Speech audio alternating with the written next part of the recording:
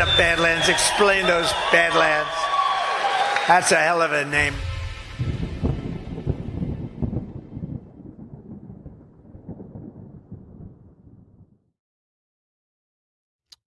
Good evening, ladies and gentlemen. Welcome to Badlands Book Club, covering the stolen elections and stolen elections, not the stolen elections, just stolen elections by Ralph Pizzulo. Chapters 3 and 4 we'll be going over tonight. Did 1 and 2 last week, and it's been a bit of an interesting read. Ashe, how you doing tonight? It is an interesting read. I'm doing well. You know, it's Christmas Eve tomorrow. It's exciting. I know. And I am actually ready for it, which I did not expect. No, I'm not. Yeah. So I feel weird about that because I'm never ready for Christmas before Christmas Eve. I'm usually wrapping presents before, Christmas Eve night, and I'm not. They're all done. They're all wrapped. It's weird. Look at you being an adult and everything. Adulting is hard. Very domestic. I bought stuff to make cookies. I haven't made. Christina from Rise Attire is an incredible baker. Mm-hmm. She did a segment on it on Alphas Make Sandwiches, and she's an incredible artist. And she posted in our private chat, pictures of the cookies she's making right now. And I'm like, I'm gonna make some cookies. So I bought the things to make cookies. Well, there you go. As far as I've gotten. You got to have cookies to leave out for Santa, right? Caleb needs to hand out some cookies for Santa Claus. Yeah. Anyway, so here we are. Yeah, I'm not at all ready, but Christy is, and she kicks ass at Christmas. So she is right. She's level 5. Oh, that's the highest level. She's one above the highest level. Yeah. So yeah, she's broken this. It's like that heart meter on the Grinch thing. Not that Christy would ever be the Grinch, but the hair works. But the little heart meter where it grows and then it breaks. She's at the beyond the breaking point of the Christmas meter. All right. So before we get rolling with tonight's show, let's check out a couple of our sponsors real quick. And first, let's talk about Pet Club 24/7. Science proves that a healthy immune system is the body's first defense against the smallest of ailments to the most catastrophic. Coriolus versicolor is the most sought-after, all-natural supplement for both humans and pets to help boost the immune system. There are over 400 studies worldwide on its effectiveness in humans, including Sloan Kettering Cancer Center, MD Anderson Cancer Center, and now from the University of Pennsylvania School of Veterinary Medicine. Together, we can help reverse this terrible tide now plaguing your loved ones and give them the immune-boosting supplements that they need.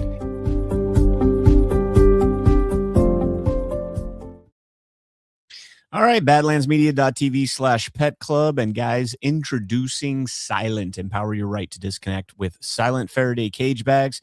In a world where tech never sleeps, our mission is to keep you safe, private, and healthy. Our patented technology shields your devices from hacking, tracking, and EMF radiation, giving you autonomy over your digital life. Disconnecting sparks creativity, strengthens relationships, and brings you peace of mind. With Silent, you get effortless gear built with integrity, always staying one step ahead to protect your data and your security. Choose Silent and reclaim your freedom to disconnect. Visit badlandsmedia.tv/Faraday and use promo code Badlands to snag a 10% discount. Again, that's badlandsmedia.tv/Faraday. Promo code Badlands. Silent, which kind of can lead to soft disclosure. Yeah. Soft disclosure just dropped new favorites for the season. The lotion, your 5-ounce favorite, is still here. And now we've added full 11-ounce bottles. New lavender tea tree deodorant, clean, calm, and effective. New tallow bars, chamomile lemon rose and naked. Rich moisture that actually works. And now the lineup is complete. Beard oil in unscented and spiced vanilla. Palo lip balms, available in chamomile mint, vanilla, naked, and vanilla tangerine. Palo bar minis for pocket-ready hydration. Available in vanilla coffee and naked. And finally, lavender vanilla lotion. Clean, calm, and made to work. Visit softdisclosure.com. Use code Badlands and get 15% off. Soft Disclosure, for truth you can gift. Softdisclosure.com. Yeah, Liberty Line says it's black man approved, and that's true. Cam approved. Yeah, and he speaks for all black men, I'm told. So I probably would agree Science. with that. I would agree with that, right? That's the thing. All right, so Are you eating right now? I did have a chip during the break. Okay. You okay with that? Yeah. Okay. Awesome. We're not reading the whole book, so we don't have the switching off, so I don't get to eat during this anymore. One person, one vote is all ready for Christmas. Hell no. I am one person, one vote. It's like the first time I can ever remember being all ready for Christmas. Almost don't trust it. Like I'm going to remember something that I forgot that was super important and then wasn't so ready after all. I don't know. Maybe I will be totally ready and I can just make those cookies tomorrow.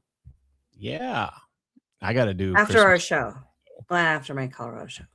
Yeah, I got to do a show tomorrow too. All right. So let's dive into chapter 3. So just to give a real quick refresher, the first 2 chapters kind of outline how Pizzulo met what's his name? Modilla. Not Ralph. What the hell is his first name now? I can't think of it.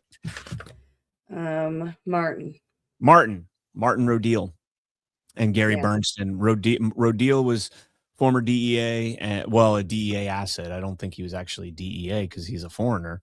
And Bernstein, of course, was CIA. He was a station chief in Bolivia, did a lot of stuff in Afghanistan. And I mean, pretty much now all we're still getting is kind of like the buildup of how the CIA is involved in all this, which again, I can't understand, Ashe, and maybe you'll have some better insight into this. But after listening to the Lara Logan interview with Bernstein and Pizzulo and listening to all the other stuff that's going out there from Patrick Byrne, et cetera, and saying, you know, that it's Venezuela stealing all these elections, man, everything I read, I'm still like, this is the CIA. Yeah. And this chapter is no different. Nothing to change that. Yeah, I think the story that we're being told is that where the CIA is involved in bad stuff, it's rogue actors, right? Double and triple agents. There's triple agents. Triple agents now. Yeah, they got triple agents. And overall, CIAs are super good. They're the good guys. But there's these rogue factions, sort of like a B613, if you will, right? Brian knows what's up. Yeah, scandal, baby. Scandal. I'm watching Olivia Pope turn into Rowan in real time. And Quinn, who is the worst character ever written in that show. Her character is so god awful. And she's turning into the old Olivia Pope. Her character was the worst. Like she went to like such a good show. She went from like nerd who got blown up and didn't know how she ended up where she was. She had amnesia. Yeah, to like now she's a super spy. And it's like that's how you know it's a good soap opera when there's a character with amnesia. Yeah, man. I mean, Huck is pretty good, but even then, like that whole arc, it was a lot. It happens. You mean the Marine to spy? His like enjoyment of torture. Oh, all of that. I could understand it. I mean, I don't know that aspect of it, but you know, I said earlier this week, war is a drug, and I can understand somebody that's addicted to it. And I would imagine, I don't know, probably the adrenaline rush you get from doing what he does in that show. I'm saying it's not real. It was sort of glorified, though. Yeah, it was glorified in the show. I didn't like that. Yeah, he's like, we should not spoil anything with Scandal, though, because one person, one vote is watching it right now. Oh well, what season you on? Because I'm on 5, I think. So okay, so their claim is that this is chapter 3, the criminal investigation. Their claim is that they showed Gary and Martin showed the CIA, the DOJ, the FBI, and members of Congress the following presentation in these chapters, which, you know, is the Venezuelan origins of our election system via Smartmatic and Sequoia into Dominion, and the fact that, or the asserted fact that Venezuela retained control of the source code up the whole time, including up to today. Yeah. So they So showed that to the Garland DOJ, the Right. Brennan CIA. Was it still Brennan then? CIA. no, Christopher. they showed it in 2024. So that would have been the I don't even know who the CIA director under Biden was. It wasn't Brennan. No, not in 2024. Who was CIA director in 2024? No, it says Ratcliffe. Oh, But Haspel. It was no, Haspel, and then it was Ratcliffe. Ratcliffe was just for like a minute, though. it was William Burns. Oh, and that was DNI. That wasn't CIA director. Yeah, William Burns was. Yeah. Okay. So they showed it. They showed it to the Garland DOJ, the Burns CIA, In 2024. the Ray FBI in 2024. But then they say that currently the information uncovered by the whistleblowers is the basis of a major investigation at the U.S. Department of Justice. Interesting. They were cleared to write this book. Yeah, and it says you're going to see the engineers, the same 15 engineers that Gary and WX. Who's WX? We know who WX is. No, we don't. Wiley Witness X. with X, whistleblower X, I think don't is maybe what that is. Recruited as part of their criminal investigation. Now, a couple pages later, it's confirmed that they decided to launch their own investigation. This is an unsanctioned effort. These guys have gone rogue, but not the bad kind this time, the good guy kind this time. So they claim these 15 engineers showed how to enter Dominion's encrypted voting system through a backdoor that was deliberately, and this is directly from the book, deliberately and secretly placed there. It's where the master key of encryption was hidden. Hashtag DVS Corp 08 exclamation point. Yeah, I think we should read this whole chunk, the next like 3 paragraphs. Go for it. The engineers will take you through the steps of especially because we can't like show the charts and stuff in any meaningful way. So this is kind of the summary of what follows. The engineers will take you through the steps of de-encrypting and then installing software developed by the Venezuelan regime into a Dominion machine. After that, they will show you how they flipped votes in the Georgia 2020 election. Some of them will also be interviewed at the end of this book. Following the process of flipping votes, they will re-encrypt the system and delete the logs that show they ever entered the system. This is the same way the election in Georgia was stolen in 2020. The demonstration will show how the system was designed to make it impossible to prove that the election result was tampered with. That's why Dominion can claim in a court of law, as it has, that their system is invulnerable. So there's been a massive algorithm release regarding Georgia, especially over the last week, starting with the Federalist 315,000 votes. That was breaking news. Super breaking news in 2022. But I digress. The problem I have with what he's saying here is he's saying that they flip votes in the Georgia 2020 election. Now, granted, we can't know that until we see the physical paper ballots to understand if there was a flip or not. Yeah. But even then, like everything we're seeing around Georgia doesn't exactly support this theory of flipping the votes. In what way? Well, I mean, there's a couple. If votes were flipped by Dominion in Georgia, there could be the QR code, right? The Haldeman hack that he did in court, where the QR code says one thing and the paper ballot itself says something totally different. And that very well could be. But that would be now granted, Pizzulo did say there's 14 different ways to skin this cat. So there is, the possibility that this could happen in other states in a different way, but the QR code thing is pretty exclusive to Georgia. There's only like 2 other states that use exclusively barcodes or QR codes for their tallying. Other than that, it's just for the disabled voters, which I don't know if they get enough substantive, enough disabled voters to get enough of a return. When they're focusing in here on the source code, right? They spend a lot of time talking about the importance of source code. I get the sense that we're talking about the election management software. Yes, because that's what changed. I mean, other than that, the source code for Windows and everything else No, is that their ability to flip votes in the way that they're describing here, that their ability to flip votes, to enter through a back door, to flip the votes, to delete the logs and exit through the door and make the door disappear and nobody can ever find it, is what they're asserting here, is what Venezuela is able to do in our elections. I get the sense, and I don't know if they explicitly stated it, just kind of is my understanding of it after reading it, is that they're talking about the election management software. Yeah, and every county had a Dominion technician that was essentially running the entire counting process. In Fulton County, it was Dominic Alomo, who was a Nigerian foreign national. He was not a U.S. citizen. Also had some very interesting purchases immediately following the election on I think it was a $36,000 a year salary is what it was reported as. And bought a $105,000 Range Rover, bought a $70,000 Mercedes, and then bought a $250,000 home, all following the election. Now, he did get promoted to Fulton County as a Fulton County employee, and value. supposedly doubled his salary to, I guess, somewhere around $70,000 or $80,000 a year. Thing of value, probably benefits too, and all the stability and all the things, right?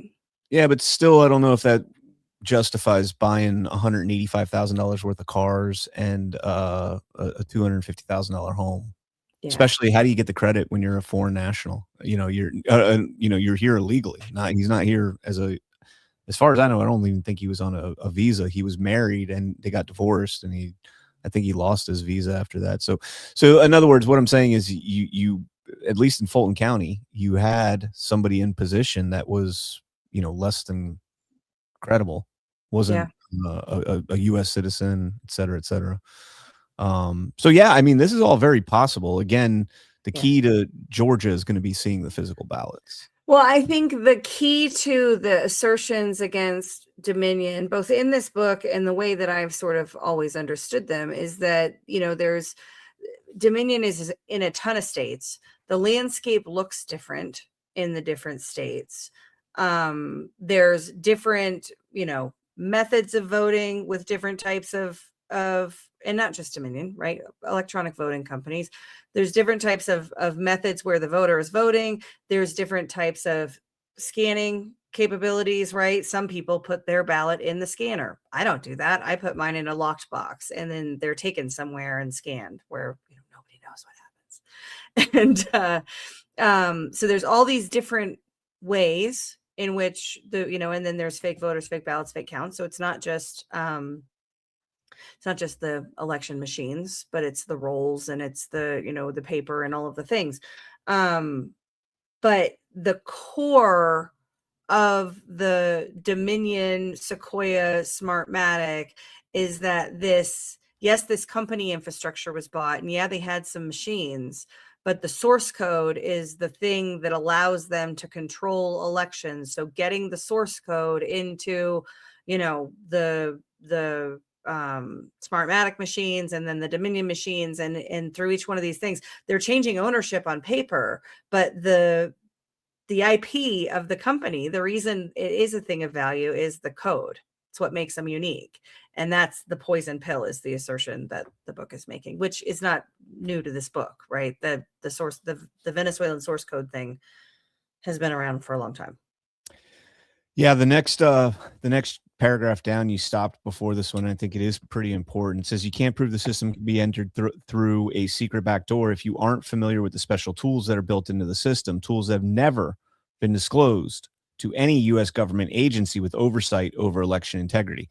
And that's the key word, is he qualifies that. It's caveat. Right? That's what I wrote down. He's making a caveat. There's a caveat there. What is the caveat? It's never been exposed to any government agency with oversight over election integrity. So that's the EAC, perhaps like one of the government House Administrative Committees. CISA. And that's it, pretty much.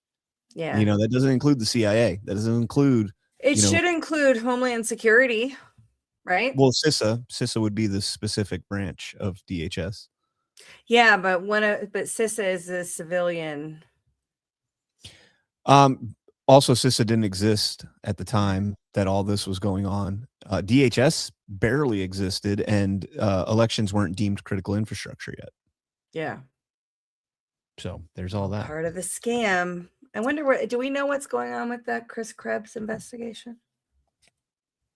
No, but I think we're going to talk about that Politico story tomorrow. The got him Kala. And I think that could kind of tie in the CISA Krebs investigation. Caught them in the act. They might have. That was my initial reaction was, dude's name is Got him. Like, Kala. And what we're being told in this Politico story is that there was another intelligence agency that was directing the Gotham's intelligence agency not to comply, and everybody's just fine with that. Sounds to me like they're trying to get ahead of something. I was thinking about writing an article for that and just changing the guy's name to Gotham, like shortening it just to Gotham, and throughout the article just call him Gotham. Oh yeah, I put it's in my brief take. So we do learn here the whistleblowers have 16,000 emails from Smartmatic and an additional 20,000 emails from Dominion that were produced in discovery during the case against Fox News.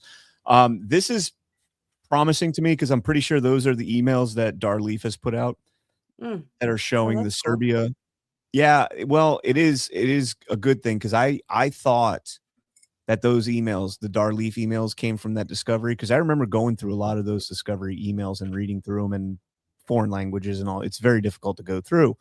And so I thought I reached out to a friend of mine that's intimately involved in these criminal cases up in a certain state that's a swing state. And I asked him, I said, hey, what's the source on the Darleaf emails? Do you know? And he said Darleaf. And so I was not that I'm questioning Darleaf, but I was a little bit reluctant. But now it seems like he's confirming they did come from the Dominion discovery in the Fox News case. So, and if that does show the Serbian ties, then that is extremely concerning if the Serbian ties are confirmed. Because I mean, right now we all believe it to be confirmed, but we don't know because we don't know the source of the emails. And you got to be very careful with this because, when you start talking about the CIA, there's a lot of psychological operations that are going on now, and you got to be careful what's real and what's not. Yeah, agreed. Shout out to Spacey 118 and Babish who are watching on YouTube. Yeah. Cool. If you're watching us on YouTube, please follow the channel and hit the like button. We appreciate you. And then wherever you're watching us, please hit the like button. So the next paragraph says the emails include an admission of fraud by Dominion committed in Coffee County in Georgia in 2020. Other emails relate to actions taken to alter the outcome of the 2020 presidential election in Cook County, Illinois, which is the county seat of Chicago. I thought that was interesting because we just had Kathy Latham on Why We Vote last week, and not last week, the week before. And Kathy Latham was the GOP chair for all the counties under a certain population in Georgia, and Coffee County was one of them. And, she talked about a lot of what was going on that day and the remote access that they were capable of having and the read red or ignore red. The Dominion tabulator had a setting on it that you could change how the ballots were read, and it was read red, read green, read blue, and it would allegedly it's only supposed to read that color or ink if you're writing on the ballot. But as Kathy told us, the way it was that setting was, it was rejecting all of the down ballot Republican ballots. There were only 3 choices on this race, and if they were all 3 Republicans, the ballot would be rejected. And so this is where they reached out to the Dominion guy. The Dominion guy called his boss, got his boss on the phone. They threatened to get the media involved, and all of a sudden wiped the lens one more time, and it was fixed. Yeah. And everybody knew what had happened. Well, it's human error because the humans are Republicans, and that's an error. So those ballots have to be eliminated. Yeah. All right. So then after that, they go on to talk about the 4 indictments down here in South Florida, started August 8th, 2024. Two officials working for Smartmatic. The assistant U.S. attorney for the District of Florida that launched the case is named Michael Nadler. Now, this was interesting. It said in 2018, before Nadler stepped down from a more than 2-decade career, he secured what has been described as the largest judgment to date against a Venezuelan insider. Read the next paragraph too. Okay. The former national treasurer of Venezuela, Alejandro Andrade, is currently serving a 10-year sentence for his role in a foreign currency conspiracy that stole hundreds of millions of dollars from the country, from his country. According to the U.S. government, Andrade was forced to surrender over $1 billion in cash and assets, including his oceanfront Palm Beach mansion. Now Nadler serves as one of the whistleblower's attorneys. So if Nadler stepped down in 2018, that means that investigation has been going on for 6 years. Yeah. If he started the investigation and he stepped down in 28, at least 6 years, that investigation's been going on. That predates the 2020 election. I thought that was fascinating. Am I reading that right? Well, it's over though. It's not ongoing according to this. He's currently serving his sentence. No. It says on August 8th, 2024, 4 criminal indictments were issued in Miami against 2 officials working for Smartmatic. The assistant U.S. attorney for the Southern District of Florida who launched that case is named Michael Nadler. So Nadler launched the case. Oh, wow. Okay, I see what you're saying. Yeah. Nadler launched the case that led to the 4 indictments that came down 6 years after he stepped down. I thought that was, and now he's representing the whistleblowers. Yeah. So my question was on the Alejandro Andrade guy and whether that asset seizure had anything to do with the EO on foreigners involved in our elections. Interesting. He was a former national treasurer of Venezuela. Foreign currency conspiracy that stole hundreds of millions from his country. Yeah, I don't know. Yeah, I mean, according to this book, there are quite a few people who are spies for Cuba. Oh yeah, and other nations, right? But there's just spies everywhere, and not like spies for Cuba in Cuba, like spies in Miami, Cuba, in Washington D.C., in all over the place. Yeah. Do you want to read the statement from Martin? I figure we'll read these statements and stuff. We have a massive, this is before we start. So before they walk us through their PowerPoint presentation, and you can see like on these pages, we encourage everyone to get the book. On the pages are these slides that they're taking us through. They put most of it in here, so we'll tell you what it says, but it's better for you to get the book. We have a massive fire in front of us. So before we go into the PowerPoint presentation, Martin Rodil is making a statement to us, the reader, I think, right? That's how you read that? Yeah. Yes. We have a massive fire in front of us, and we need to put it out.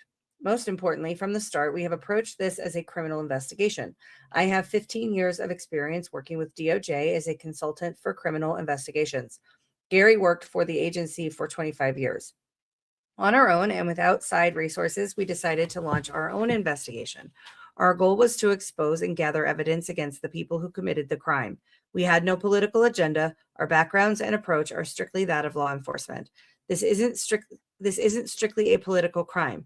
It's a massive, different kind of crime that has many aspects: criminal, financial, political, and foreign espionage. Because we conducted this as a criminal investigation, we have focused on collecting evidence and witnesses, which is the opposite of what Trump lawyers Sidney Powell and Rudolph Giuliani did after the November 2020 election, when they made claims without conducting an investigation first. That's the end of his statement.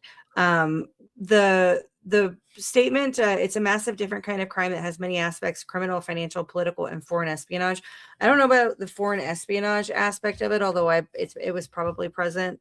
But Tammany Hall, same type of portfolio of crime. A portfolio of crime that was basically organized crime to keep yourself in power, but it has the appearance of legitimacy through government. Yeah. A weaponization of government, if you will. The fact that they bring up Sidney Powell and Giuliani following the 2020 election, because a lot of these claims are strikingly similar to the claims that they were making at the time. In fact, a lot of us have speculated that the whistleblower report that we read a couple months ago on Why We Vote was originally the whistleblower for Sidney Powell. The other thing that the scrutiny that Martine, which by the way, I thought he was a foreign national, so I don't know how he's been working with the DOJ, but maybe I'm wrong on that. The scrutiny Martine is putting on those two. In the second chapter, it talked, I think in second chapter, it talked about him being brought in as a consultant for DEA. Okay. Well, anyways, I thought the scrutiny on those two was very unfair because the time crunch that they had compared to, the 4 or 5 years that, that these guys have had. This is not the first time that we've heard this assertion made against Rudy Giuliani and Sidney Powell, that they were all over the place, that they didn't have that they were, kind of running a disaster of an operation. Do you remember where we heard those allegations? Mm-hmm. Right. A very specific individual. Well, it was the deep rig. It's a matter of public record. That's a big part of the story of the deep rig by Patrick Byrne and a bunch of other people, is that Rudy Giuliani and Sidney Powell were incompetent. They were talking about Venezuelan election fraud in 2020, but apparently that was, they were just, they're just making claims without doing an investigation. And, that ties back to what we heard from Deep Rig. And those interests are aligned behind this book. Anita Happens was talking about the slides in the book. I can't read the slides in my copy. My eyes are not good enough and they're faded. Yeah, they're super faded and hard to read. And my eyes suck too, but they are hard to read. Well, if we were going to read them, I can see them all pretty good. So, yeah. So most of what Giuliani, not so much Giuliani, but mainly Sidney Powell, most of what she said in the aftermath of the 2020 election is very, very much in line, maybe a little broader context, but very much in line with the same claims that we're being told so far. It's just this goes more in depth. And so it's a little interesting the way they're taking shots. And I'm curious to see throughout the book how Pizzulo's story is going to deviate from Powell's story. Well, and if they helped them. Right. Like, did they help Rudy and Sidney when Rudy and Sidney had, sort of at least a public mandate for what they were doing? Did they help, or is it like, the deep rig? Right. And then they just set up the next one where they say what you're going to see now is the presentation at the bottom of the page there. And now again, we're going to hang on. I have notes on this page. Okay. So it says, since the manipulation of elections in Venezuela and around the world began in earnest in 2004. So the 2000 election was fine, not manipulated at all. As well as the legal owners of particular pieces of code in a corporate company. The names of the companies have changed, as well as the legal owners of a particular piece of computer code in a sort of corporate shell game. But the all-important source code, this is the central claim to this book, so it's important for us to really understand what they're saying. The all-important source code has remained under the control of the Venezuelans who created it and designed the system. The original source code is unchanged in its fundamental function and architecture, as will be explained by the engineers who created it. So what does that look like? Because code has to be maintained, So even the all functioning super secret source code, code has to be maintained. When you change other models, you have user acceptance testing and all of these cycles. And like, how does it work? Who's like, what is the code fidelity? What is the user acceptance testing with the source code being maintained in Venezuela? Well, so most of this chapter is a literal rerun. There's nothing new. I think the only thing in here that might be new to me is I didn't know about the company Software Softer or whatever it was called. I've never heard of that before. But everything else in this chapter is all, the transition from Smartmatic to Sequoia to Dominion. This is something that I this was something that I don't know if I was the first person to uncover it, but I know I was one of the first people to read through the Sequoia bankruptcy filings where all of this stuff was disclosed, and the $1 million promissory note to Smartmatic when they sold it, sold the company to Sequoia. The fact that Sequoia is just nothing more than Smartmatic management in a U.S. citizen with U.S. citizens. We've known that the IP transferred with them. They lied to us following the 2020 and said that they're two totally distinct and different companies. That's not true. And that never has been true. And that's, again, something Sidney Powell, like, I can remember her specifically saying, yes, they're different companies, but essentially they have the same DNA, right? Yeah, that was same the source code. analogy. That was the analogy she used. So again, I don't know where they're coming off putting down Sidney Powell and Giuliani in this. Well, maybe they're going to tell us more about that. Perhaps. But it's so it's notable, right? And we'll continue to track where that narrative in the book goes. One person, one vote says, does Venezuela own a patent for the source code? This is an interesting point to the point about code, is that Dominion, at least on paper, right, was changing things within their software and filing patents. Eric Coomer is on the patents of different parts of the system, like the adjudication, modules and things. Now he's on there with Venezuelans. Again, this is something we've known for a long time, but what's being described is that the ability, the go, no go decision, the decision rights over the code in U.S. elections is being held in Venezuela.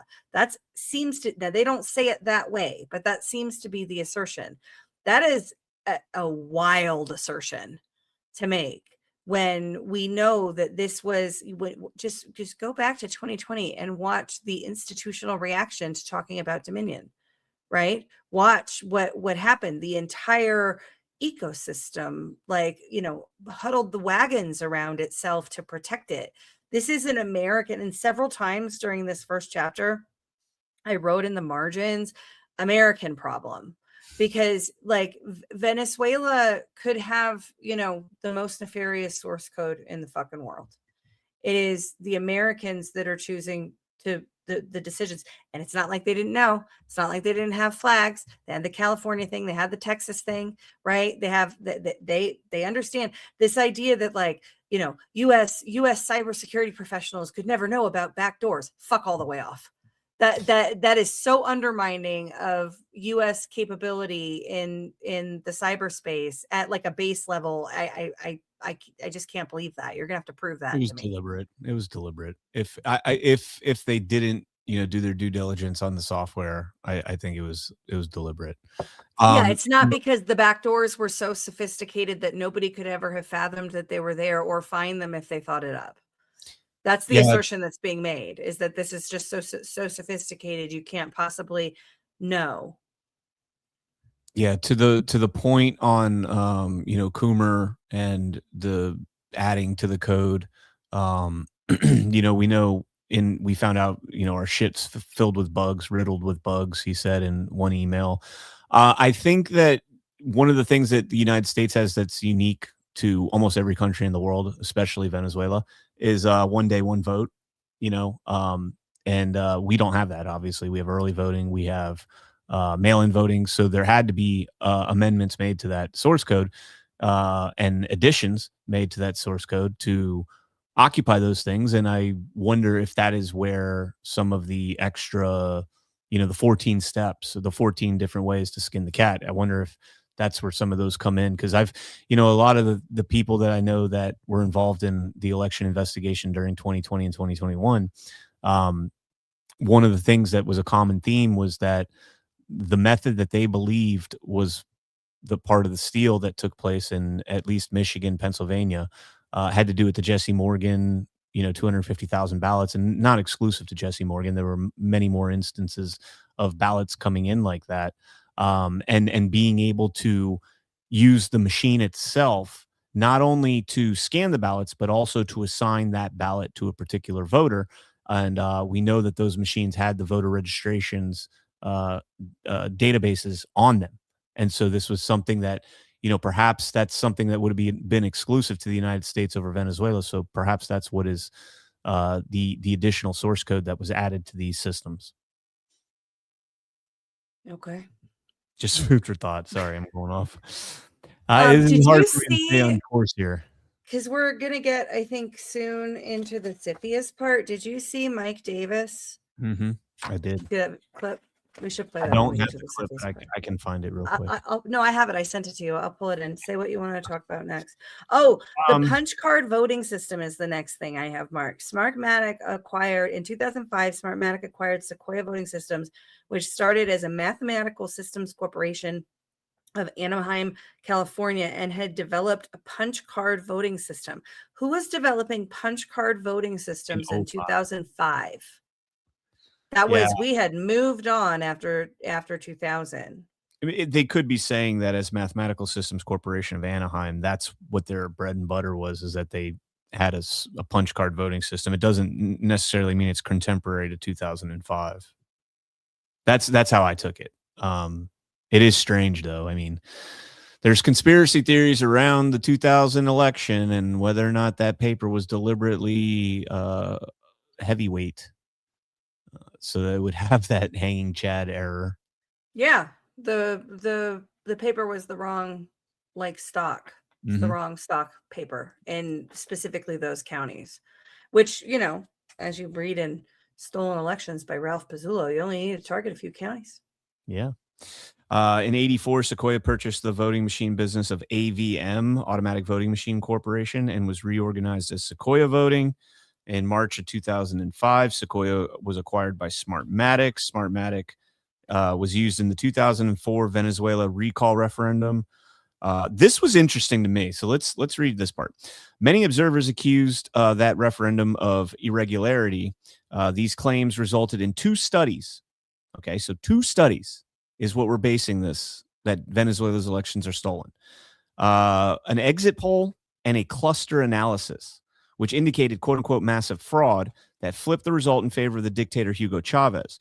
The final report of International Statistical Review reads, quote, the percentage of irregular certificates of election is between 22.2 and 26.5% of the total. 18% of the voting centers show an irregular voting pattern in their certificates of election. The votes corresponding to this irregularity are around 2.55 million. The result estimate using the unbiased votes as representative of the population for the percentage of yes votes against President Chavez is 56.4%, as opposed to the official result of 41%. So go ahead. Halderman says that we can't look at it that way. That's what I was going to say, is like, this is all math and science that has been quote unquote discredited, it's debunked here in the United States. Right. We can't use exit polling and we can't use cluster analysis because, I mean, that's like so random, because elections are so random and humans are unpredictable. And it's just so random that you cannot use statistics to explain voting behavior. And I mean, he was pretty absolute about it when he testified under oath to that at the Mike Lindell trial. Eric Coomer trial. And it's funny because, like, we following the 2020 election, we had the Dr. Frank and what was the other guy, Bobby Piton, and the Solomon reports and some of the work O'Donnell and Doherty did.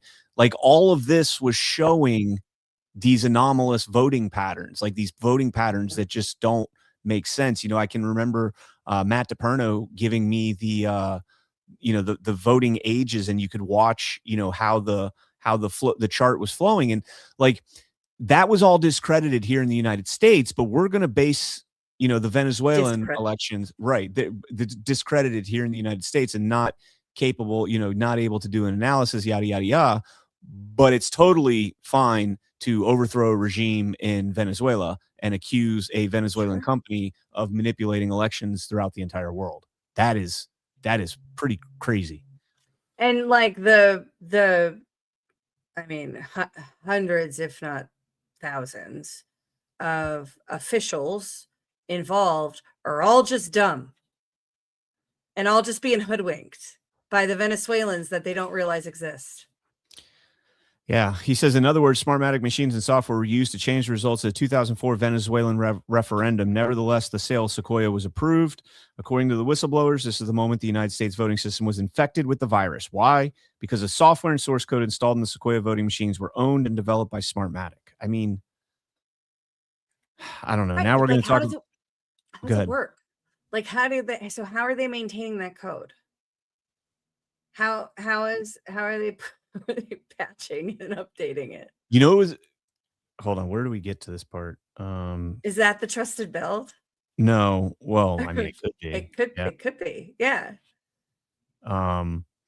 Okay, so in the next paragraph, we're gonna see Democratic Congresswoman Carolyn Maloney of New York. She raised this issue with the Secretary of the Treasury in 2006. Smartmatic, as a result, Smartmatic was asked to disclose the real owners of the company, and they refused. So the matter was then referred to CFIUS. CFIUS's primary concern is in most reviews is that technology or funds from an acquired U.S. business might be transferred to a sanctioned country through its acquisition by the foreign party. Close scrutiny is particularly given to acquisitions of critical infrastructure, such as public health or telecommunications. Now, again, keep in mind, in 2006, elections were not critical infrastructure. Also, CFIUS is all of their meetings and discussions are classified, so you can't see them. CFIUS is composed, it's the Committee on Foreign Investments in the U.S., and it's composed of all the cabinet secretaries, and it's led by the Secretary of Treasury. There was a lot of CFIUS stuff around Dominion in 2010 that kind of went under the radar. And of course, all this stuff in 06, 07, and 08. And it's re-emerging its ugly head here, if you want to play that clip. Yes, I do. And thank you to Mike Davis for giving us this perfect clip for chapter 3 while we're on the very day that we're reading chapter 3, because this interview was today, or this was put up today. I don't know if the actual interview was today. Talk to me about this CFIUS Dominion. What are you working on? What do you got for this? Yeah, the Committee on Foreign Investment in the United States, or CFIUS, is an interagency government body chaired by the Treasury Secretary that looks at transactions, whether they're financial transactions or real estate transactions, to look at them from a national security perspective. And we had, back in 2005, Smartmatic announced a combination or acquisition of Sequoia. And then back in 2006 and 2007, Congress, on a bipartisan basis raised national security concerns. And so CFIUS reviewed the deal. The parties withdrew from review, and Smartmatic divested Sequoia. What we want right now is for the Trump administration to declassify and make public this CFIUS review of Smartmatic and Sequoia back in 2005, 2006, 2007. Time has long passed, so they can't claim sources and methods, but we want to know, what was Congress concerned about with these voting machines from a national security perspective that Congress, on a bipartisan basis, asked for a CFIUS review. So if there were national security concerns about our election machines, critical infrastructure, I think the public has a right to know. Do we have foreign governments like Venezuela, for example, tampering with these voting machines? And that's something that we need to find out. Is that when you say we're going to do it, the War and Posse will be up and go over Article 3? Do we need to direct? Okay, after that, he just talks about where to send it, and is it Besant, or is it Tulsi Gabbard, or is it if it's chaired by the Treasury Department, Treasury Sector, you'd think it would be Besant. So everybody now, tag Besant and ask him to go ahead. The thing you got to remember about Besant, and again, I've done a great job so far. He does have connections to Open Society. Do you think he's a secret globalist? He's a triple agent? I don't know. He's 00 gay. He's... Well, I mean, don't do this to me, Brian. Yeah, I mean, we're talking right now, literally, he's about my favorite fantasy team member. Is he really? My favorite player. Well, Really? no, maybe. I'm Tulsi. I think I'm Team Tulsi. I like Tulsi too. She's up there. She's top 3. Oh, He's top 3. of course, I'm fucking Ed Martin all the way. Wait, like Team Clip Ed it. Martin. Clip it. Clip Yeah, it. fucking Ed. I knew I did it. I'm Team fucking Ed Martin all the way. There you go. You can clip it. No, I'm Team Ed Martin. But Besant's done great work. Don't get me wrong. But again, he's in a position now that my favorite might be Vote. Russ Vote's pretty good. Yeah. He's pretty savage and, under the radar a lot of the time. Back to what Mike Davis was saying, not just that they were concerned enough to get a CFIUS review, they got a forced divestiture, right? Yes. That sequence of events is correct, isn't it? Yeah. Well, so yeah, they got it. Well, it's going to say here, it says CFIUS gave Smartmatic an ultimatum. Either you show us who the ultimate beneficiaries of your company are, or you leave the country on December 22nd, 2006. By the way, 1-year anniversary, 19-year anniversary, 19-year anniversary. Gosh, 2006. Where are you reading from? The top of page 45. Yeah, it's Smartmatic announced that the company's intention to sell Sequoia voting systems.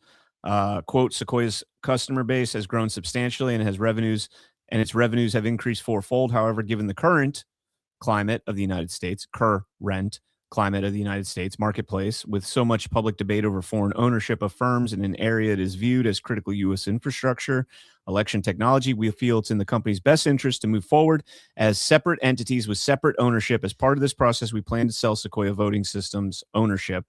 And who did they sell it to? They sold it to Dominion. That's correct. A Canadian company. Yeah. And that was a Denver-based Canadian company. Yeah. So to Mike Davis's point, declassify what the concern was. What is in that classified report is enough that they gave a private company an ultimatum. What were the national security concerns? This is 2006. We should be allowed to know. And, also, I mean, you got CFIUS involved, but again, going back to the beginning, this is a U.S.-based company, right? This is incorporated in Delaware, headquartered in Florida. Why didn't you get involved with like actual law enforcement authorities at this point? Why are you treating this like a foreign investigation into a foreign country that you don't really have any authority over other than to sanction them and keep them out of the United States? You literally have them in the United States. You could have done far more than what you guys did, but it's like you almost like perpetuated the cycle that we're seeing now with the Dominion Liberty vote transfer, where you're just kicking the can down the road and calling it by a different name. And I know that there is, an outside possibility that Liberty buying Dominion centralizes all of that infrastructure into different hands, and there's the possibility they can shut it down. That'd be awesome. Also, the Liberty Vote CEO told all of the Colorado County clerks to expect no changes. Right. So all right, so then the other thing that's worth noting is, when Dominion around this time, they were in the Robertson building and shared a floor exclusively with the Tides Foundation. Just the two of them on the 300th floor of the Robertson building in Toronto. Yeah. Let's read these little excerpts here. And these are from I think they're from the PowerPoints. It says, 1, quote, many of the security features of the Sequoia system, particularly those that protect the integrity of precinct results, employ cryptography. Unfortunately, in every case we examined, the cryptography is easily circumvented. Well, no shit. They put the passwords in the tables. You can just, that's Phil Davis here on Corp 08 exclamation point, right? Yeah, I posted that on X again. DVS Corp 08 exclamation. If you know, you know. And 2, quote, the access and the access control and other computer security mechanisms that protect against unauthorized use of the central vote counting computers and polling place equipment are easily circumvented. As a result, the Secretary of State of California refused to approve the Sequoia voting machines, asserting that, quote, an attack could therefore be conducted on Election Day without being defected. I thought that statement was rich right there, because California is the only state in the union that has a jurisdiction that still uses Smartmatic, and that's Los Angeles County. Yeah. Well, I wrote in the margin, this is now a U.S. problem. This is that you can't, this is where we're talking about U.S. decision rights, elected officials entrusted with public trust. Secretary of State, you know, in every state is entrusted with ensuring that our elections are, you know, not just well run, but free from foreign interference in as much as they're capable of doing so, right? And here you have the Secretary of State of California refusing to approve the use of this voting system. And yet the voting system, the code that was used is continued to spread throughout the United States of America. That's inexcusable. Yeah. The next paragraph clears up kind of your question a little bit there. It says, from Smartmatic to Sequoia to Dominion, the software mutated, but the source code remained the same and was still owned and controlled by the original Venezuelan developers. So they had what does that mean? What is the controlled part of that? And as Eric Kumar, for example, is developing these other modules, you know, the adjudication program, whatever things that they're developing, and they're putting those things into production, right? And there's what is the user acceptance testing look like against the core code of the machine? They're saying this virus has been infected down through, you know, all of the machine infrastructure throughout the US. They can't take it back. But what does the control look like? What is that? How is Venezuela controlling when this, we're talking about, you know, in 2006, I think is when they're asserting that injection of this virus happened. What version of the software were we using in 2006? And how have the changes to that software impacted the code? Now, if they're making the assertion that when they come in and do the trusted build, you know, Clay has talked to us about testing the voting systems, and there are parts that he's gate kept from, and he's not allowed to go beyond this door to test, right? They're just not allowed to do it. If the assertion is that, well, the source code is behind that door and nobody in the US is allowed to test it, okay, that's so the control then is through the design of the trusted. So is Venezuela designing the trusted builds? Is that what we're being sold? I don't know enough about computers to understand if a software update is going to in fact alter the source code at that level. I don't know. So but it's not just the source. It's not just a software update. It's they're replacing the image, the golden image. So it's like a new machine, right? That's the idea behind the trusted build. It's an update, but like Mark said when on the Tina Peters show we did, when you update your cell phone, you don't uninstall iPhone 16 in order to install 16.1. You just patch in the 16.1 updates. And that's not what they're doing with the trusted build. So I don't necessarily know. I don't necessarily know if that means that there's an alteration to the source code, or if it just means the software is being updated in a way that doesn't make much sense. You're not adding to the software. You're just wiping the entire old software off the system and putting in the new updated software, which who knows if it's just, you know, that if that .1 update is, you know, de minimis, or if it's something huge. So I don't know. The trusted build is not de minimis. The other software updates I'm less concerned about, because certainly there can be software updates that don't impact the code, but when they that don't impact every line of code in the system. But if they're doing a trusted build, they're wiping the machine and putting in a new image to prepare for the next election, et cetera, et cetera. So with that, I think that I feel like the people in Venezuela with the Nintendo controller controlling our elections are going to want to be able to user acceptance test that, those changes to make sure that their control mechanisms are still happening? Or is the assertion that they're doing all of that from Serbia? I don't know. We haven't gotten that far yet. Yeah. On the next page, Pizzulo interviewed one of the Venezuelan engineers, and we'll read this question here. He says, "Why does Dominion say that they didn't borrow anything from the source code used by Smartmatic? Because what they did is that they took all the functionalities that they needed from the Smartmatic source code and put it in a new language. Imagine you're recording a song. You have the melody, but you want to change the beats. The new recording sounds different, but the melody is the same. So when Dominion is confronted and they say it's not the same source code as the one used by Smartmatic or Sequoia, they're not really telling the truth. But a judge won't understand, or he or she won't know the difference because they don't know technology, zeros and ones. The architecture is the same. The flow chart is the same, but they changed the programming language. The architecture, the flow chart, the essence is still owned and controlled by the same Venezuelans." Gung-ho on the Venezuelans. And then there's just a bunch of testimony. They go off on this guy, David Wagner, who's a computer science division at the University of UCal Berkeley, talking about source code. The only thing I highlighted on this was the second to last paragraph on page 49, if you have anything up to there.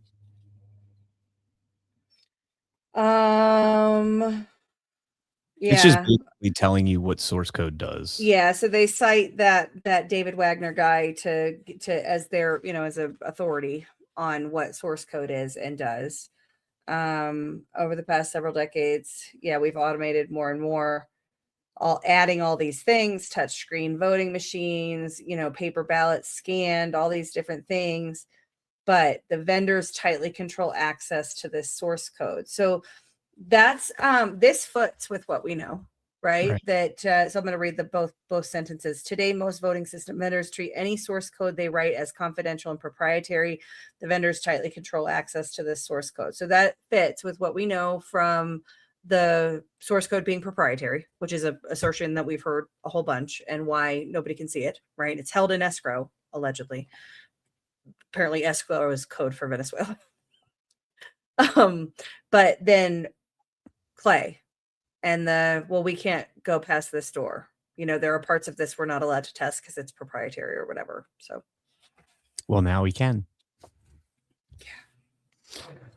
Yeah. Okay. So on the next page, and they'll bring Berkeley group in to do it. Yeah, can't wait till we get to the spy chapter. I don't think. Yeah, we're not going to do that this week, right? We don't have time. Yeah, I think we will. We got 20 minutes. We're still in the same chapter. Yeah, but we do have a lot more. Okay. Yeah. They talk about hard intercivic licenses pieces of the software created by Smartmatic. It's also vulnerable. In one of the recent briefings given by the whistleblowers, asked by a former head of U.S. military intelligence, and how many countries do you need to tamper with to get the vote in order to steal a national election? The answer was 8 to 10. How many people were needed to execute the steal? The answer was 5. So you need 8 to 10 jurisdictions, 5 people to pull it off. And I'm pretty sure that was General Flynn asking that question. Did you think that too? I did. It didn't occur to me. No, in one of the recent briefings given by the whistleblowers, they were asked by a former head of U.S. military intelligence, and that's got to be General Flynn. So this is okay. So briefings given by the whistleblowers, not in an official capacity in any sense. That's what was throwing me off. Why was General Flynn in some sort of official hearing? Oh, no. This right. But part this is like investigation. Yeah, private briefing. Yeah. And they elaborated that planning takes about a year. And that's all I've got on that page. Should we read Martin's statement? Sure, go for it. A conservative will never win a statewide election in California in 3,000 years because the system is broken. It's basically unregulated. But in every statewide election, a few Republicans win the House or in small races. I call this a form of electoral casino. And the reason I call it electoral casino is because you have a situation like Georgia where you have a Republican winning Georgia with 100% Dominion voting machines. In a casino, even though the odds are stacked against them, people keep playing because once in a while someone wins. It creates this semblance that the system is fair. So not only do Democrats win, but the Republican candidates win sometimes too. But the critical races for the presidency or the Senate are controlled by those who have the capacity to access the voting system. In the case of Georgia, the Secretary of State awarded the contract for running elections in his state to Dominion. The thing I would take away from this is, this goes back to something Garland Favorito told us back in the day.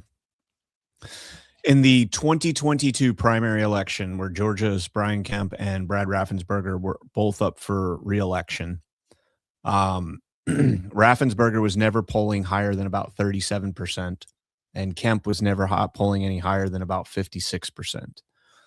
Come the primary election, both Raffensperger and Kemp made it over the 50% threshold to avoid a runoff. And it's only shocking because Raffensperger was 13 points shy of that in the polling, in all polling, not just like his poll. 37% was the best of the polls showing him. And so you have a 13-point swing, and I think he ended up getting 53% of the vote, which was a 17-point swing, Keck. Kemp went up the same amount, like almost the same exact amount over what he was polling, 17%.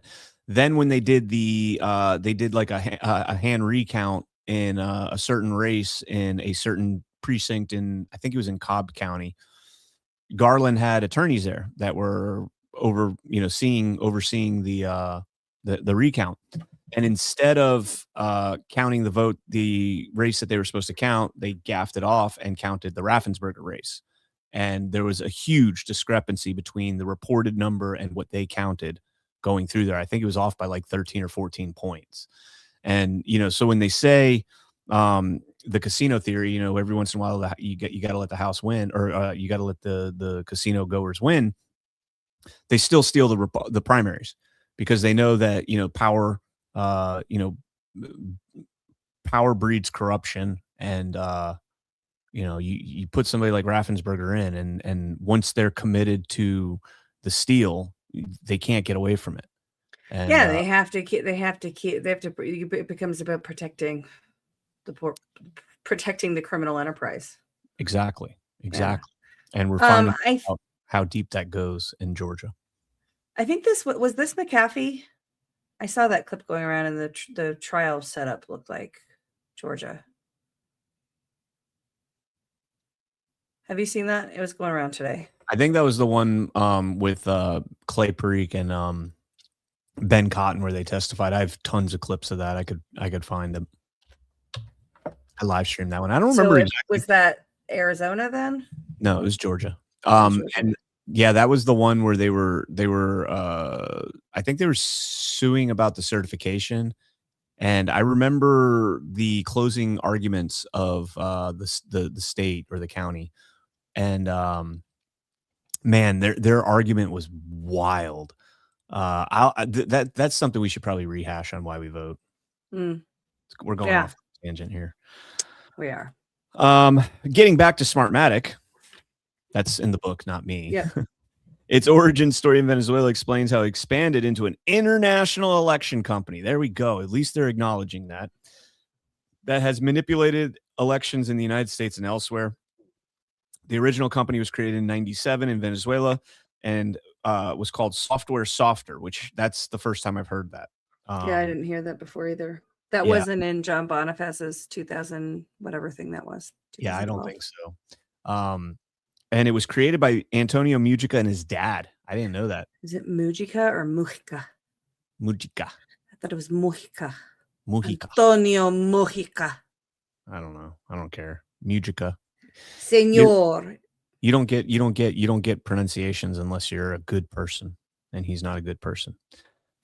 The son Antonio Mujica Junior recruited two more computer engineers, Alfredo Jose Anzola and Roger Piñate. Now we're going to get into some interesting things that I did not know, or I did actually know, but I had forgotten about. Mm-hmm. So how did the company registered in Delaware become a global company? A lot of that had to do with two men. You skip to the next page. Yeah. You're not mentioning the Philippines. We're skipping over the Philippines. Roger I mean, you- Piñate was indicted on August 8th, 2024 by a federal prosecutor in Miami for election corruption in the Philippines. I mean, that's kind of what we covered earlier. That's the Michael Nadler story. So how did? Well, no, because this is election. This is different. This No, is that's election. it's the same story. Oh, Piñata. so was yeah, it election corruption or was it not election corruption? Because the other one didn't say election corruption. This one says election corruption. it was their bribes. I think it was bribes. Okay. They were trying to take bribes in which they've done all over the place, by the way. That's not exclusive. Like when we read the whistleblower testimony, one of the things that we also read in there was about Italy.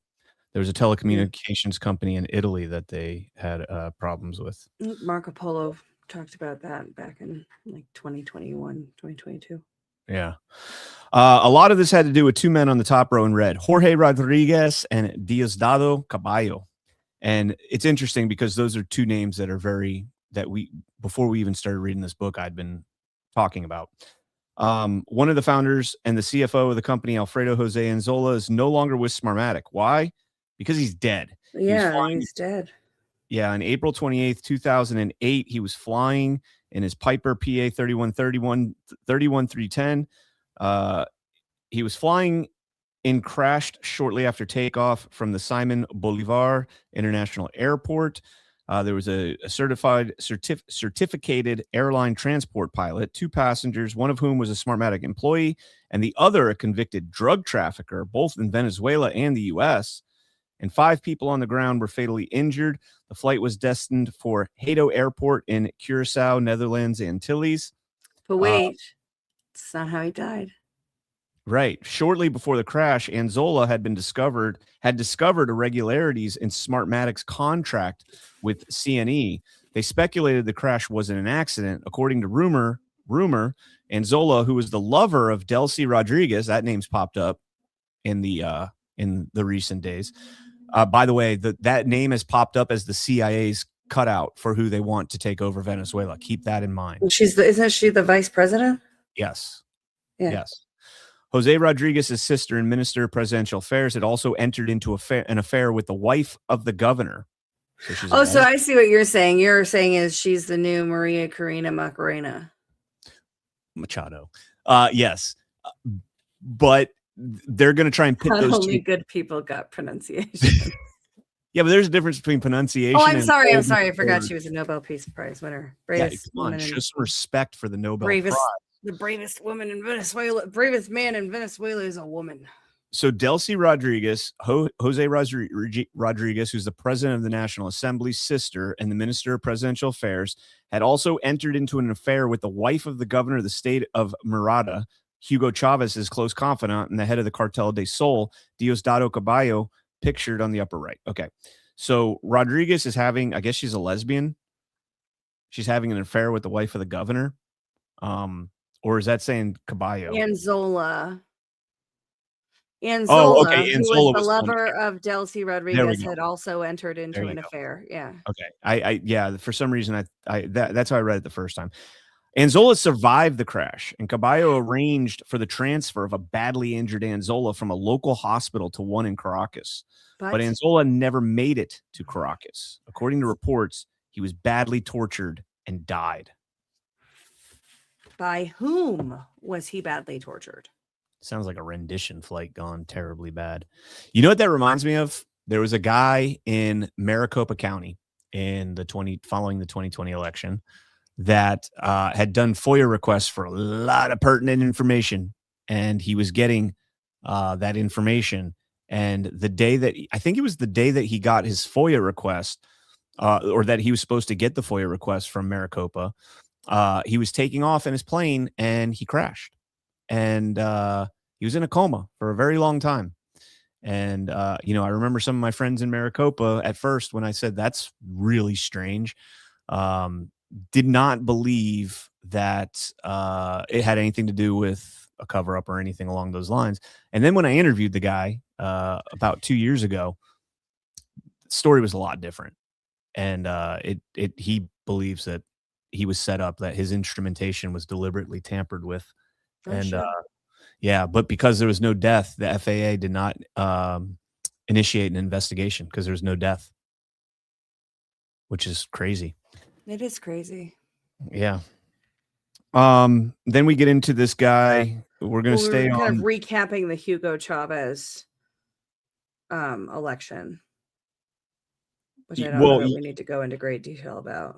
Well, we're talking about the we're talking about this Caballo, and how he's like the octopus for having tentacles everywhere, and the Is Atlantic. he the octopus? I thought Frank Holder was the octopus. No, Caballo is. Rory Carroll nicknamed Caballo the octopus for having tentacles everywhere. He was described by the Atlantic as the Frank Underwood, who uses a network of patron age throughout the military ministries and pro-government militias known as colectivos. While serving as president of the National Assembly from 2012 through 2015, he made it a habit of ignoring constitutional rules entirely. There's a lot of very broad claims made like that. Yeah, assertions made that they're ignoring the Constitution. So yeah, this part gets really fascinating. He and Hugo Chavez becoming basketball buddies? Yeah, they're like baseball buddies. Baseball buddies, sorry. Yeah, Caballo went to the Institute Universitario Politécnico de las Fuerzas Armadas Nacionales, the country's military academy. You've been there? No, I said it's like I'm there hearing you read it. Oh. Caballo befriended a young Hugo Chavez. They played on the same baseball team. Caballo led a group. This I thought was fascinating. Caballo led a group of tanks against the presidential palace during Chavez's abortive coup d'etat against the government of then President Carlos Andres Perez. He was jailed for 2 years and released. Sure. You run a coup, as one would be. Just compare that to January 6th. They ran fucking tanks up on their main building, and the guy got 2 years. You got guys that walked through after peacefully being waved in by police that were serving 5 to 10. That's crazy. How about Tina Peters? Yeah, Tina Peters again too. Yeah, but so to me, she didn't have a tank. She is a tank. She is a tank. She is a tank. To me, that sounds off. Like sounds like there's more to that story that we're not being told. You know, that this guy rode up in tanks on the president of Venezuela, and they only put him in prison for 2 years. I don't know. Yeah, and it's more than 2 years of a gap before Chavez, right? Because Chavez comes in 98, and that happened in 92. 92, right? So there's like 4 years in between those two things. Yeah. So Caballo had a degree in electronic engineering. So Chavez made him minister of communications. Yeah, he's Chavez Gables. Was it Gables? Was the father of propaganda guy, right? Or was he the Gables? Who? The Nazi. Come on, Brian. I have no idea. Go ahead. Keep going. He was launching an effort to amend. Chavez was launching an effort to amend the Constitution. Now, let me read this directly because this is fascinating. Chavez was successful, and the new Constitution was ratified on December 16th, 1999, and extended the presidential term from 5 years to 6 years. The Venezuelan opposition protested. As a concession to them, Chavez allowed for a recall referendum to be introduced after 3 years into his term, if the opposition could collect 20% of the signatures in the voting registry database. The opposition succeeded in 2004. Pre-vote polls showed that Chavez was going to be defeated with 60% of the vote in favor of the recall referendum and 40% opposed. At that time, Jorge Rodriguez was head of the National Electoral Council, the CNE. The CNE is responsible for overseeing and guaranteeing the transparency of all elections and referendums. Rodriguez's father was a student leader and a terrorist who founded the Socialist League. He was involved in several criminal acts under the banner of revolution, including the kidnapping in 1976 of American engineer William Niehaus, president of Owens, Illinois, in Venezuela. Rodriguez, Niehaus's kidnapping lasted 3 years and 4 months. Sounds like he was a spy, just throwing that out there. Or an economic man. A lot of those in this book. Yeah, right. And that gets, this is the thing this is why I'm very discouraged reading this book, is because you're getting a very narrow minded, or not narrow focused explanation on who these people are and what they did. Yeah, you are getting, though, specific assertions of fact. You're getting them with a very specific framing, but you are getting facts. Like, for example, Rodriguez was hunted down by a member of Venezuela's intelligence services with help from the CIA, interrogated, and died under torture. And it's just kind of left there. Like, well, that was a great justice that was done because the CIA, super duper good guys. Yeah, I'm with you. You know? Rodriguez's father, student leader, kidnapped the guy. Rodriguez, meanwhile, was hunted down by members of Venezuela's intelligence service with help from the CIA, interrogated, and died under torture. So Rodriguez, why would the Rodriguezes possibly have any love for the CIA when they helped Venezuelan intelligence hunt down his father and kill him? And now all of a sudden, I guess Delcy Rodriguez is the CIA plant that's going to take over Maduro for Maduro. Yeah, that makes total sense, guys. That makes total sense. You know, well, it's like in the superhero, like in the comics, the villains are usually created. Right? Stockholm syndrome. The villain is created in this case. They're saying so. If they say Delcy is CIA, they're saying that Delcy was created by the CIA and is run by the CIA, but her father was killed by them, and she hates America and the CIA. Those things aren't necessarily at odds, though. I mean, do you think the CIA loves America? No, but specifically, she hates the CIA. Allegedly. Double agent. Triple agent. Quadruple agent. Next chapter. Well, yeah, that's the next chapter. So this is my favorite part of this whole chapter right here. Before the referendum, Chavez went to his patron, Fidel Castro, and told him he was going to lose the vote. Castro and his advisors suggested that Chavez gain control of the voting machines that were being used in the election. Dastardly Cubans again. Yeah. He and Rodriguez, meaning Chavez and Rodriguez, approached two elections companies, ES&S in Omaha, Nebraska, and Indra in Spain. Both rejected the proposal and said they weren't in the business of fixing elections. So Jorge Rodriguez, working on Chavez's behalf, turned to his friend Mahed Khalil, a Lebanese Venezuelan born in Lebanon.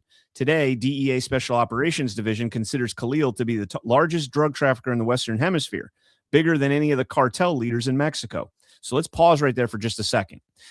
You're telling me that Chavez and Rodriguez went to ES&S and was like, hey, can you fix an election for me? You were like, get out of here, man. You don't do that. You're totally a Fed, you know? What? Yeah. And like, did they report it? Did they report it to the U.S. authorities? And do we have the record of that? What did ENS do? Did they immediately call the FBI? The FBI, DHS? Well, yeah, this DHS did exist at this time. Like, where is the record of what ES&S did to this allegation in response to this allegation? The referendum was 99. Is that right? No, 2004. Yeah, 2004 is the referendum. So yeah, DHS exists. So DHS existed, yeah. All right. So reading on, which is not to say it was an effective organization, only that it existed. So ES&S and Indra both refuse to help steal elections. Apparently, don't report this to anybody. And which also, by the way, could go to show the influence that cartels and all that has on U.S. based entities. So they go to Mahed Khalil, Lebanese Venezuelan drug trafficker. DEA Special Operations considers the largest drug trafficker in the whole entire Western Hemisphere. Khalil owned a company that distributed Dell and HP computers in Venezuela, which, according to Martin, was really just a front to launder money for the Shiite terrorist group Hezbollah. Because of course we got to bring Hezbollah and the damn Muslims into this. The partnership. Yeah, interesting. That's their interesting money laundering is they're reselling Dell computers, like the ones in our elections. Maybe. I mean, it says mainly in Venezuela. So, Sure. so the partnership between Khalil and Rodriguez would eventually lead to the founding of Smartmatic and the theft of the referendum. Chavez, shut up. Martin. Now, here's where it gets really interesting. Martin learned about Khalil's relationship with Rodriguez a decade ago while he was working for the DEA and building a case against Khalil for the DOJ. The case was eventually blocked by the CIA, who'd been running Khalil as a source for 20 years. Yeah. Khalil was telling his CIA handlers that Martin was unreliable and had his own political agenda. They eventually filed extortion charges against him in Spain. Who's they? The CIA? The CIA file extortion charges against against Khalil? I would imagine it's got to be Spain. I don't think anybody else is filing. Yeah, like the CIA isn't going to be filing charges in Spain. Well, that's kind of in line. That's in line with the Carvajal guy when he fled to Spain, right? Like, seems like that's the safe haven for Venezuelans that are on the odds with Maduro. Yeah, but dude, like, well, they also flee to Israel, though. A few of them have gone, and both go to as well as the only expertise we can find is Israel. That's true. Let me finish reading this real quick, and then we can chime as we wrap up here. This was during the Obama administration, which was directing the CIA to recruit members of Chavez's inner circle and Venezuelan drug traffickers and criminals to help them carry out 3 initiatives on the foreign policy agenda. Number 1, open peace negotiations with the Colombia guerrilla group FARC, reach a reapproachment with Cuba, and cut a nuclear deal with Iran. Who was the man recruiting the Venezuelan sources for the CIA? None other than Frank Holder, top of the Smartmatic leadership chart in green, who deserves a chapter of his own. Crazy story that they tell about Frank Holder and what he's up to and what his business is.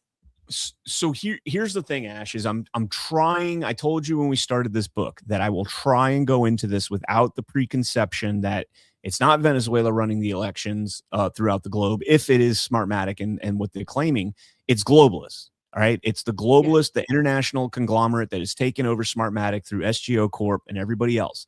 Where the decision rights are. Right. I'm trying to go into this thinking, okay, maybe it is somehow Venezuelans. Maybe they're going to give us every freaking turn is the CIA. Every turn.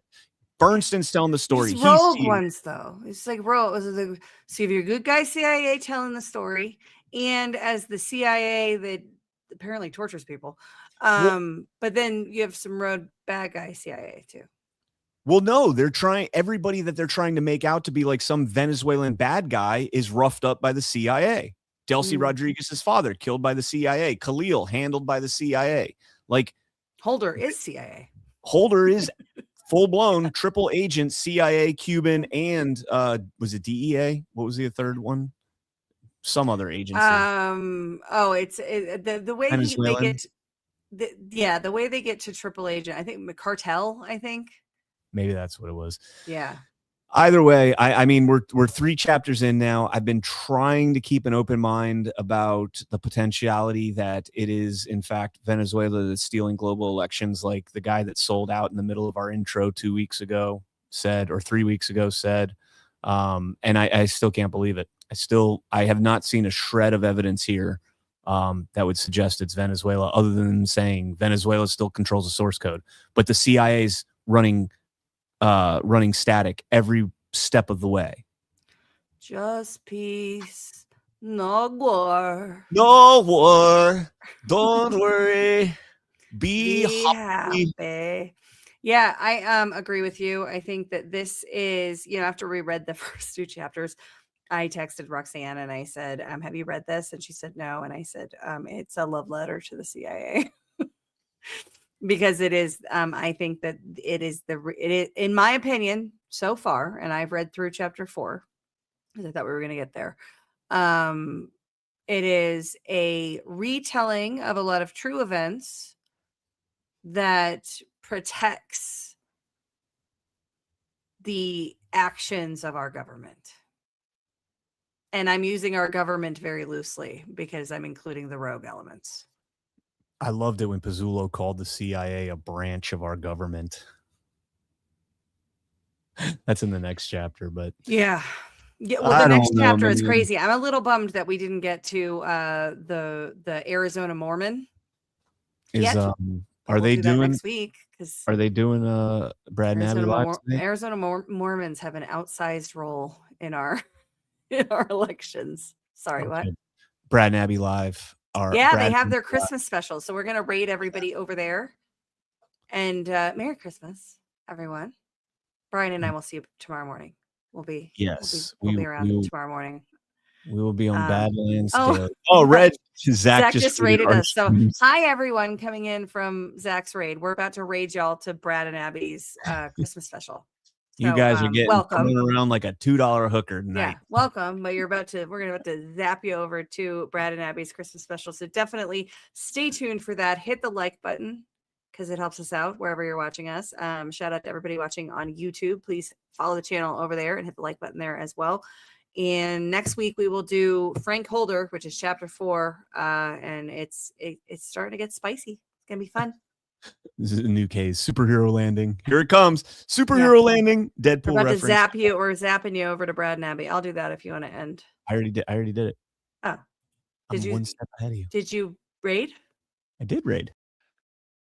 Thank you so much for joining us, and don't forget to hit the thumbs up on this video. And a special thank you to all of our advertising partners. Please remember to shift your dollars to support those businesses that support Badlands Media.